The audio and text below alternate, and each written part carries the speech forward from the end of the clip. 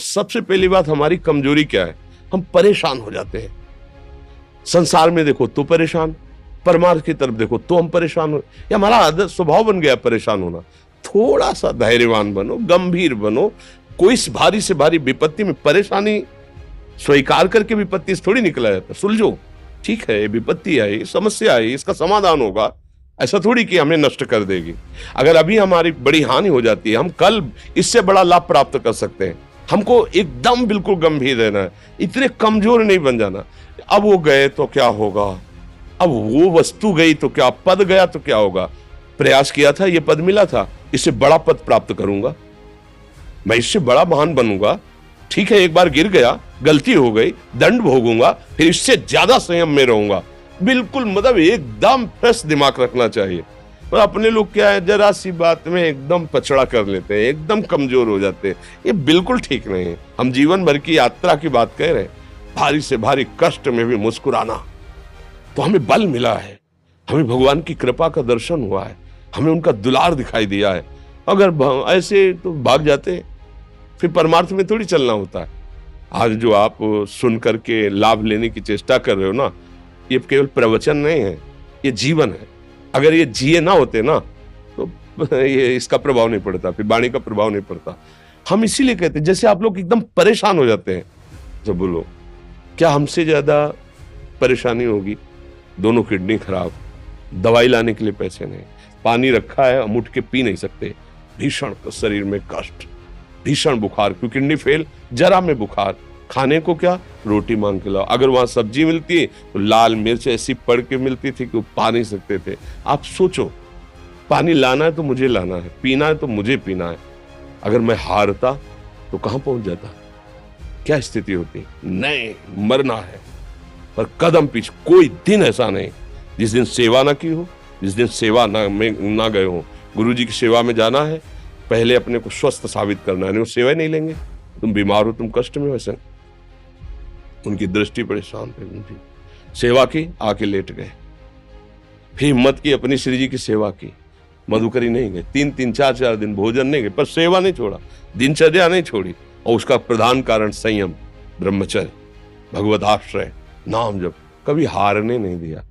अभी भी थोड़ी देर बाद डायलिसिस शुरू होगा, हारने, आपको हारे हुए नजर आ रहे हैं। शरीर में पीड़ा है, किडनी फेल है, ऐसा थोड़ा हम स्वस्थ बैठे हैं, पीड़ा है, बार बार प्यास लगती है, थोड़ा थोड़ा पानी मिलता है, लेकिन हम आनंदित हैं, हम प्रसन्न हैं, हम लड़ाई में हारे नहीं हैं, ना हारेंगे, हम जीत चुके हैं। हम अपने मालिक के भरोसे में अपना सब बात, तो वो ये हम अपनी बड़ाई नहीं बता रहे, हम आपको बता रहे समस्या। सोचो, तुम्हारे पास तो माँ है, भाई है, बहन है, परिवार है, कोई ना कोई तो है ना। मेरा किसी ने कभी जीवन में ध्यान भी नहीं दिया। क्यों? बचपन से बाबा जी बन गए, किसी से प्यार नहीं, किसी से संबंध नहीं, कोई जानकारी नहीं, हम कहाँ हैं, वो कहाँ, किसी से कोई मतलब नहीं। अच्छा, जवान साधु कौन श्रद्धा करे? कभी गांव जाने की हिम्मत नहीं पड़ती कि रोटी मांग ले, पता नहीं लोग क्या सोचेंगे, क्या भावना कर ले। हम दरवाजे पे खड़े हैं, क्या कैसी भाव, जो हमारे सामने आकाश वृत्ति से आया यौवन अवस्था में, वही पाया है, अन्यथा भूखे रह गए। जब हम हर समय अपने को विवेक के द्वारा सावधान रखे, तो हम कभी निराश नहीं हुए, कभी उदास नहीं हुए, कभी ऐसा नहीं लगा कि यार हम दुखी, कभी नहीं लगा। उसी का फल है कि उस सुख का संकेत मिल गया जहां दुख की निशानी भी नहीं है। वही उसी के बच्चे हो, हम सब उसी धातु से बने हुए हैं। हम इतना क्यों परेशान हो जाते हैं? हम ये देखते हैं, अपने लोग थोड़ी बात बिगड़ गई परेशान, नहीं बिगड़ी तो बिगड़ जाने की संभावना में परेशान है। आज सुख है, लेकिन कल सुख छिन जाएगा, तो हम आज के सुख में सुखी ना होकर कल के दुख की आने की संभावना में हम भयभीत हो। मतलब क्या हमारी सोच रह गई? हमको इतना बलवान बनना है कि सुख और दुख दोनों हमको छू न सके।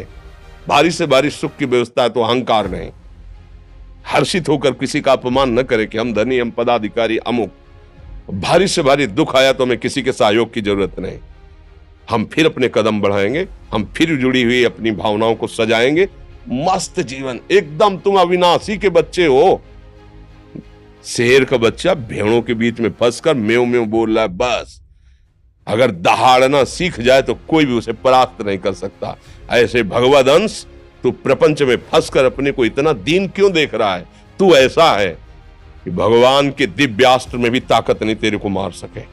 तू अविनाशी का अविनाशी बच्चा है, विनाशी भोगों को, विनाशी शरीर को मैं मान के इतना भयभीत, इतना दुख ठीक नहीं।